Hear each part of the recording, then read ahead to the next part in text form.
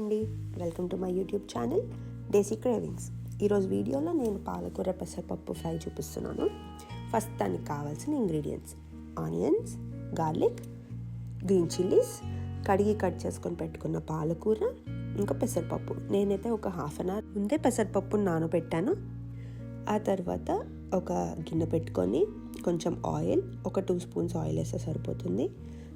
శనగపప్పు, మినప్పప్పు, ఆవాలు, జీరా, రెడ్ చిల్లీస్, ఇంగువ ఇవన్నీ వేసి ఫస్ట్ కలుపుకొని, ఆ తర్వాత కట్ చేసుకొని పెట్టుకున్న ఆనియన్స్, చిల్లీస్ వేసుకొని మళ్ళీ ఇంకొంచెం కలుపుకోవాలి. ఆ తర్వాత గార్లిక్. నేనైతే గార్లిక్ని కట్ చేశానంటే మీకు కావాలంటే గార్లిక్ ఇంకా జింజర్, అల్లం వెల్లుల్లిని మంచి దంచి ఆ దంచింది వేసుకోవచ్చు.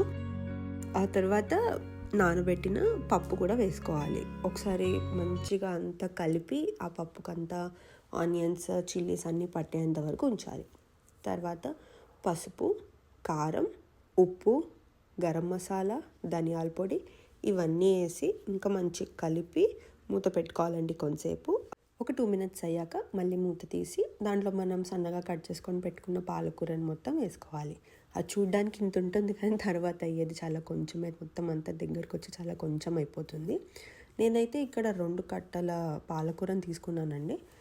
సో ఇప్పుడు అంతా పాలకూరనంతా వేసి పైనుంచి కింద నుంచి పైకి మొత్తం కలుపుకోవాలి. అలా కలుపుతూ ఉంటే అది కొంచెం దగ్గరకు వస్తుంది.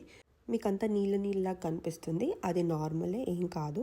అదంతా ఉడికి బాగా ఆ నీళ్ళంతా ఇంకిపోతాయి.